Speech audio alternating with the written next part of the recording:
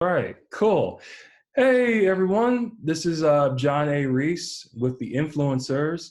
Um, like I said, we are in quarantine. That's why we haven't been on the radio for a while. But like I said, COVID-19's out there, but the restrictions are loosening up a little bit. But just to be extra safe, we're going to do this influencer show via Zoom, via Facebook Live for a little bit. So, we're going to do, but the great thing about that is we're doing two shows on Saturday now. Okay. We're doing one at 11 a.m.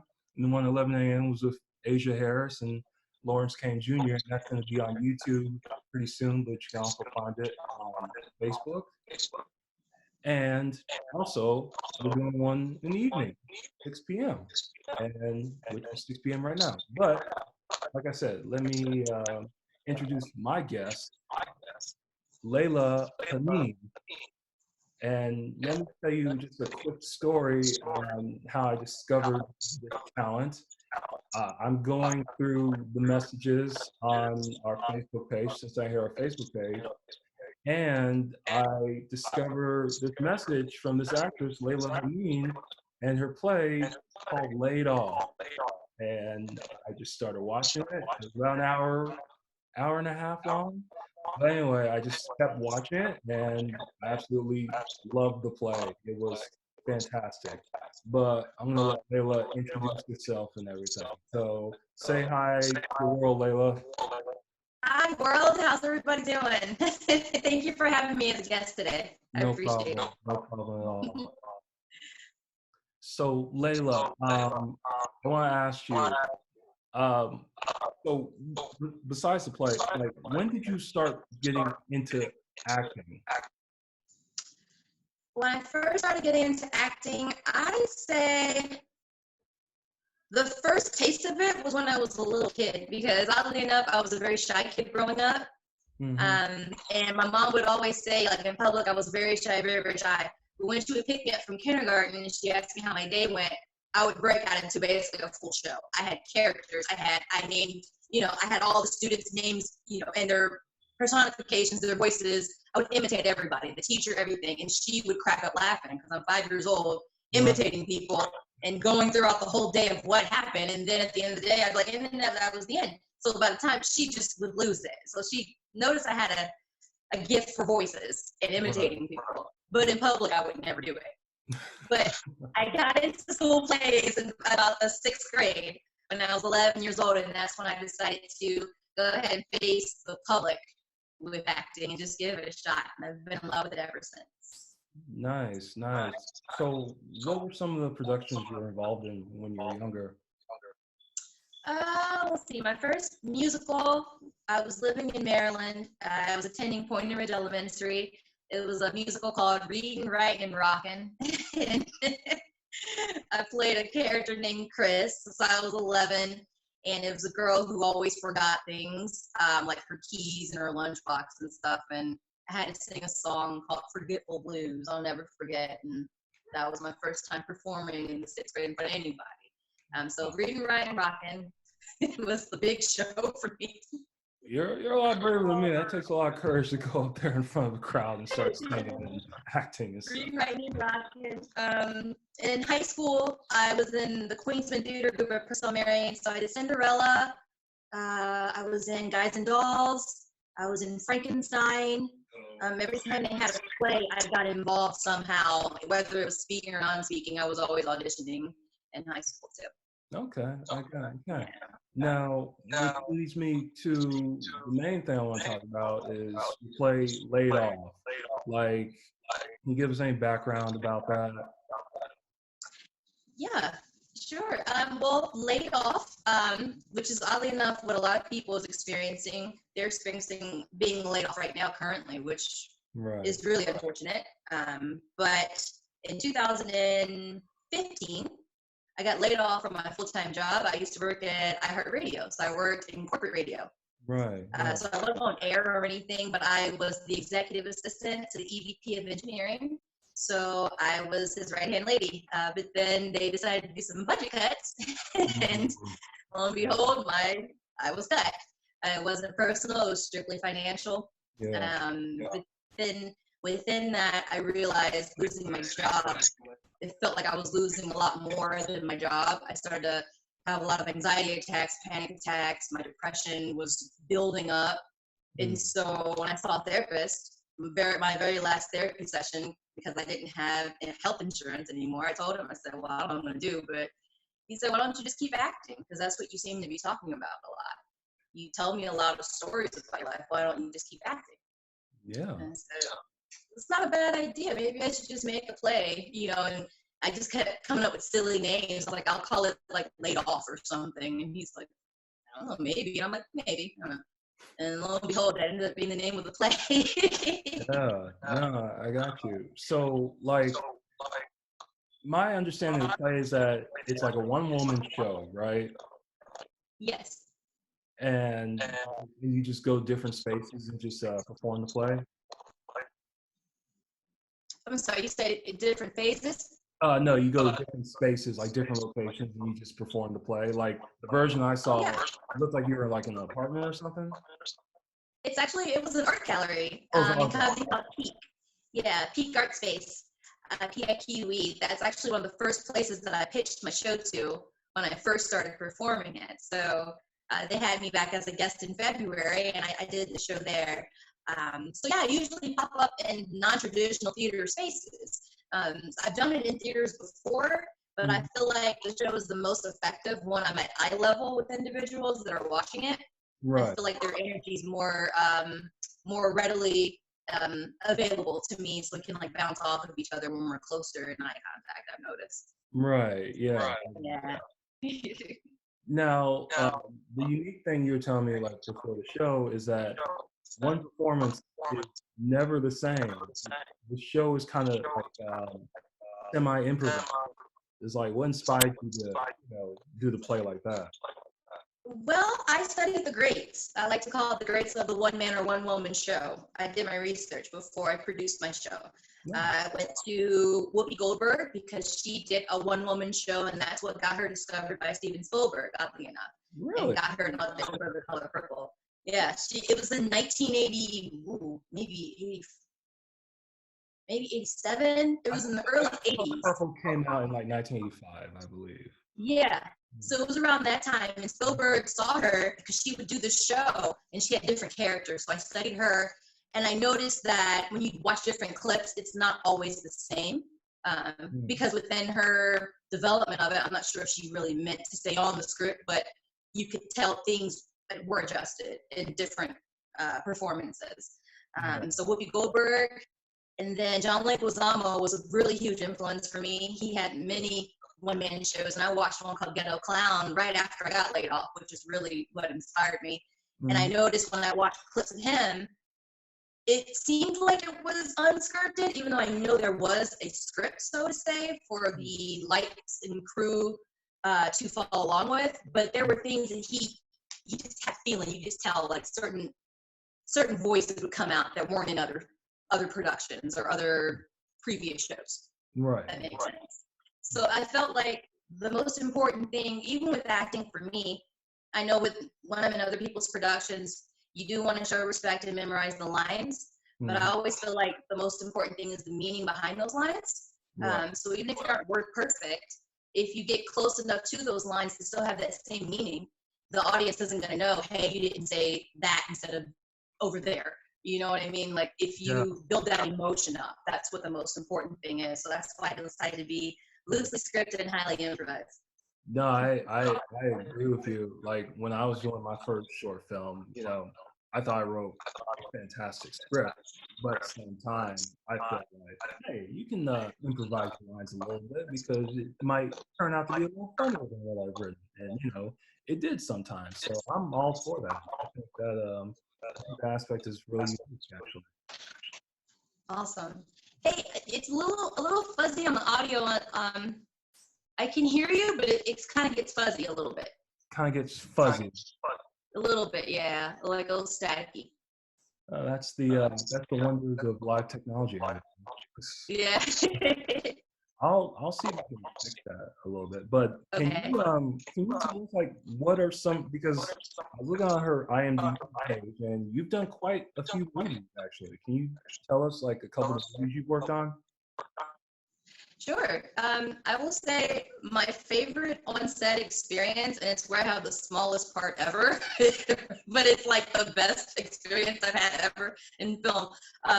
I was in Miles Ahead, which is a film starring and directed by Don Cheadle, based on Miles Davis, the Oh great yeah, jazz musician. I remember that movie. Yeah, I remember that Yeah, film. Yeah, yeah, yeah. It was shot here in Cincinnati for like about maybe 2 or 3 months, I think. yeah. But yeah, it was shot here actually before I got laid off. Yeah, so it was probably about a year or two before I actually got laid off. But being a part of that production was really neat. I was called into an audition for a speaking role, and I was nervous, and I was thinking, oh man, because they had contacted my agent, and they Hmm. said, they're going through different headshots, and you fit this kind of what they're looking to play, like a love interest for a couple minutes in the scene. I was like, okay, cool, I'll go. But I didn't get the part. It went to another actress who did a great job. However, I was able to be on set as an extra, which was really neat. Because you not only got to see Don Cheadle as an actor, but also as a director and a producer. And he Right. was so down to earth and just like warm and ate with us. And it was one of the best film experiences ever. Yeah. I actually have a question about that actually. Um, like when you have an actor, the lead actor who's also the director too. Like how weird is that? Because like is he like just performing in character and then suddenly he'll just like yell cut and then just like just break and tell you what's wrong and what to do better? Like how was that experience? Yeah, well, watching him, it was interesting because he was already in this costume. I mean, he had like a Jerry curl kind of wig on and like these Yeah. shades, and he was dressed in the '70s kind of attire, and so and it was a large amount of people in the scenes that I were in. There were a lot of crowd scenes, a lot of like we were in a boxing match in one scene. I think there was a couple other places where there's a lot of people together. But there was mutual respect because we're like, man, this is Don Cheadle. Like, we can't mess this up. Like, he said, stop Yeah. talking, stop talking. Like he Yeah. says, smile, you smell really big. Like, that's what it is. But I noticed he had the ability to switch back and forth because he had to communicate with the crew and also with the cast and then with the extras and then and with himself too. You could see him kind of going back and forth, and it was really really interesting. It takes a lot of skill to do that. I commend him so much on what he was doing throughout that whole experience. But you Right. could definitely see the fun playful side of him. I think at one point he was like tap dancing just randomly in between takes. Like, it just was, you could tell he was here to have a good time but do a great production, but still be at ease and be happy that it was being made. So it No, was a yeah, definitely. Because I know making a Miles Davis biopic was not. It's not easy to get the funding for that. I can tell you that right great. now. Hey. But I wanted to say, so what other projects are you doing right now, or what were you doing before this whole COVID-19 mess started? Well, before, oddly enough, I was working on a script for the follow-up to Laid Off called Hired. And Oh, yeah. yeah, Okay. it's a new multi-person play called Hired. And it's spelled Highered. So Hired, like levitating above it. So I'm Yeah. going with the whole Halo theme of like rise above it all. Yeah. So Hired was actually a play. It's interesting because I was only able to do the staged reading of it at Peak at the place I performed at previously with Laid Off. And Hmm. I had two other actors with me. Right. So within that, it's supposed to be the three voices within one brain in a toxic work environment. Mm. 'Cause I worked in a call center years Oh man. ago, and I thought it would be interesting to see how you can have these different thoughts within your brain. Like, I've seen plays where it's like one person and multiple people, but you don't find out until the end. Like, oh, these are all this one person. But I wanted to initially go another route and say, okay, initially people are going to know these are three different voices, but we all come together, but you see the differences within how mental health is really needing to be addressed within these voices in their heads.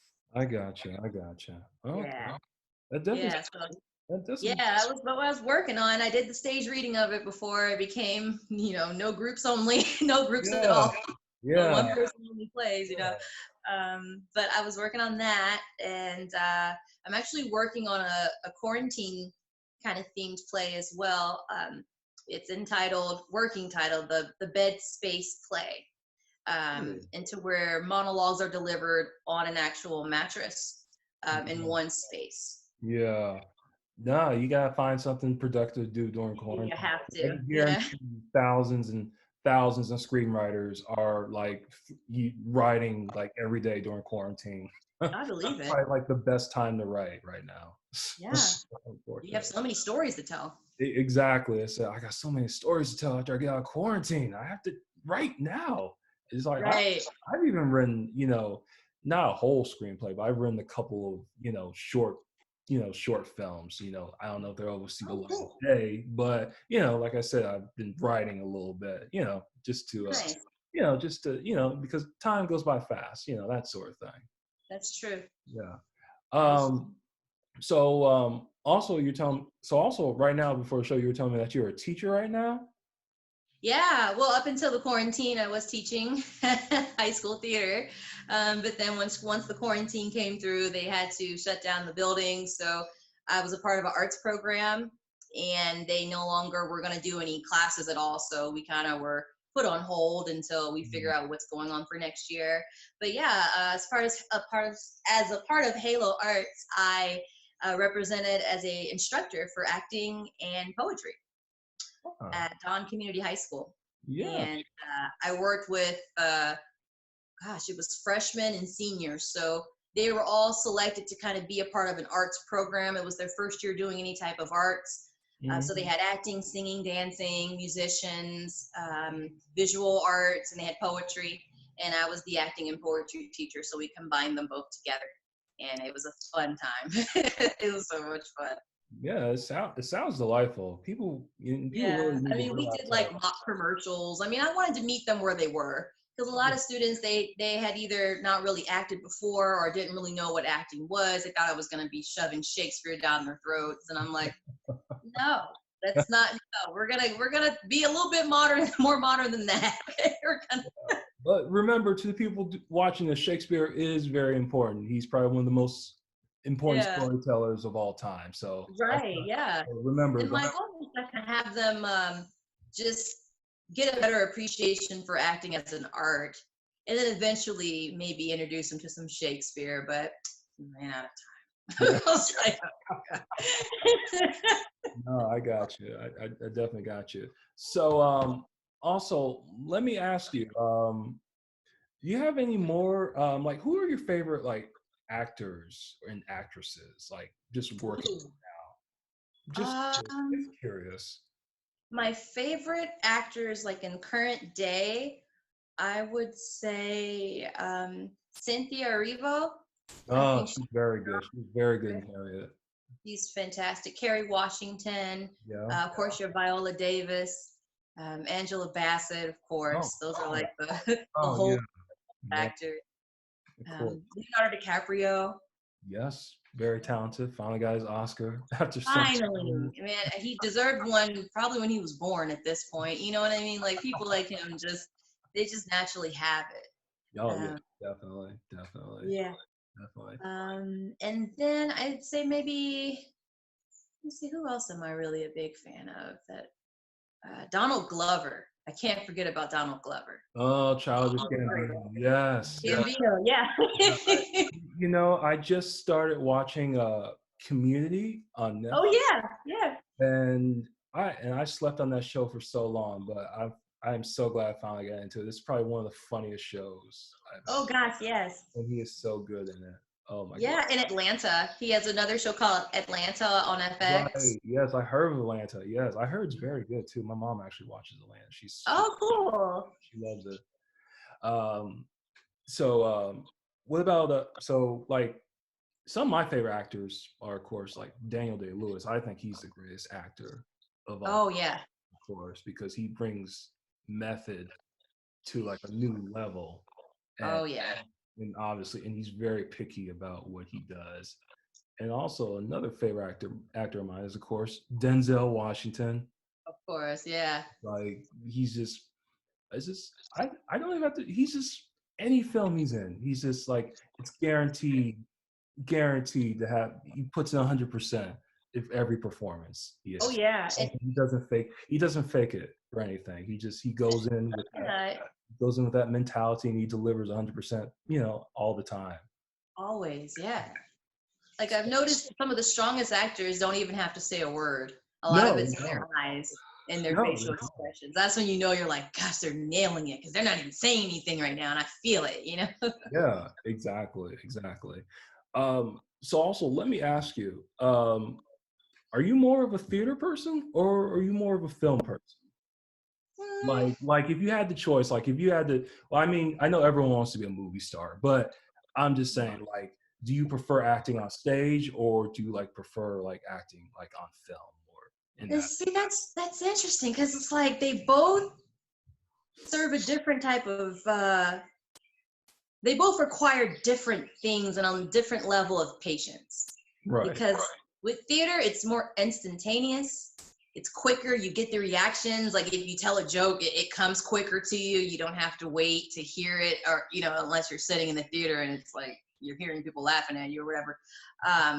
But with theater, it's quicker. You have to be bigger, louder, because you have to reach the back of the theater. It has to be bigger, and it's one shot or no shot, or what they call it. It's like one shot, you miss it, then it's like, oh, you can't go back and redo it. Yeah, you just have to keep going on. Right. Yeah, and then with film, it's more subtle. It's more natural, if you want to think of it that way. Mm-hmm. Gosh, if I had to choose between both. It's like choosing between your right and your left hand. Yeah, I got it. Yeah, I mean, I do like the aspect that film, you can go back and reshoot things. You can go back, but then oftentimes that repetition can kind of exhaust you. Right. So you lose a little bit each time you do something. Unless you are on top of it, you can lose that momentum. That's just like a personal thing for me, I've noticed. But I would probably have to say theater. Theater? Yeah, at this point, maybe it's because it's the quickness of it. It's instant. It's just a more immediate response. Okay. I would say when you're doing theater. Okay. No, I got it. I'm usually more into film, but I gotta say, because I watched more movies growing up, obviously. But Right. like I said, the times I've been to the theater, I've been very impressed. Like last year, I finally saw Hamilton, the music that everyone was talking about. Oh yeah, yeah.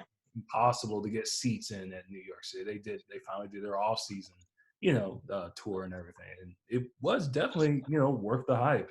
I guess. Oh, nice. Okay. And this comes from a guy who's not really into musicals like at all, So I was like very impressed, and I also saw, uh, what was the August Wilson play? I'm trying to think. Fences?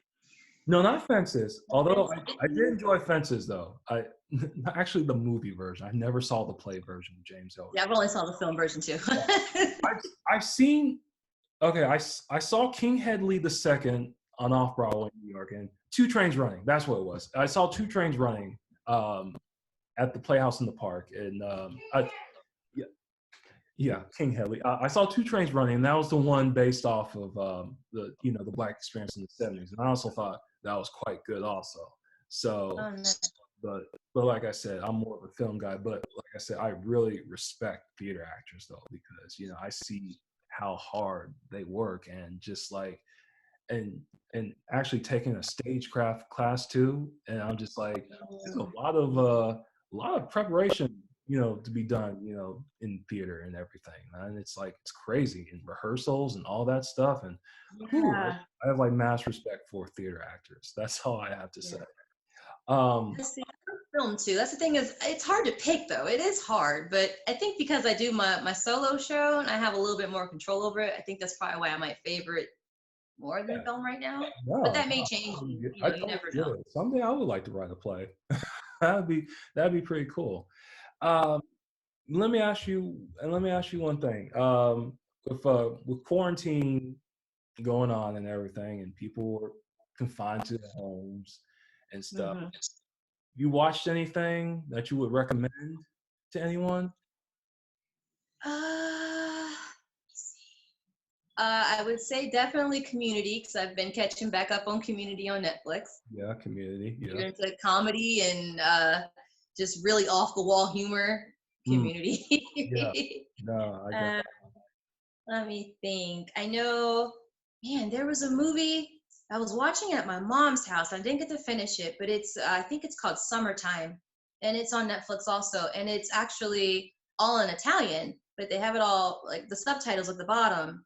Oh, And it's about actually, is it a series or a movie? I feel like it's a series. You know, it's a series because they had different episodes.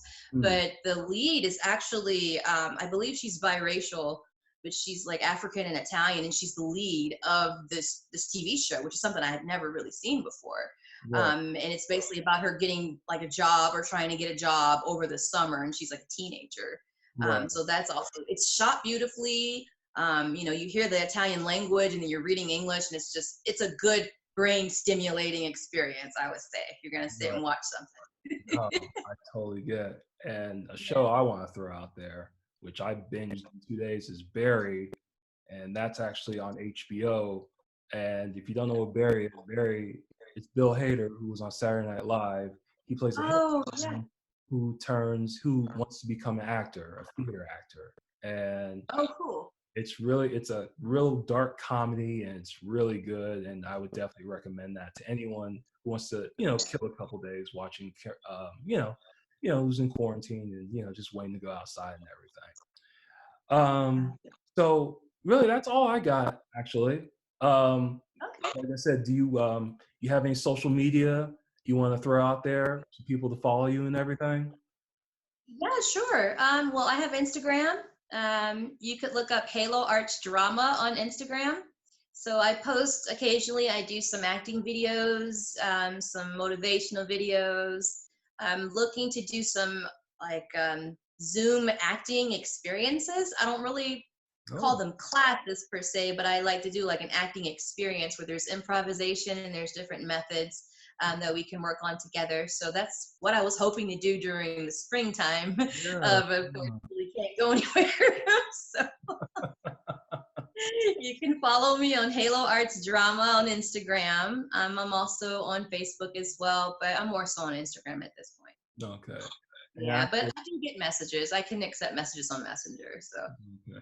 And actually, I will post a link to your play on our Facebook page right after this, actually, just so people can see that marvelous play. I mean, folks, if you haven't seen Laid Off, like I said, I'm going to post it on here after the stream has ended. It's a really moving, personal, just powerful play.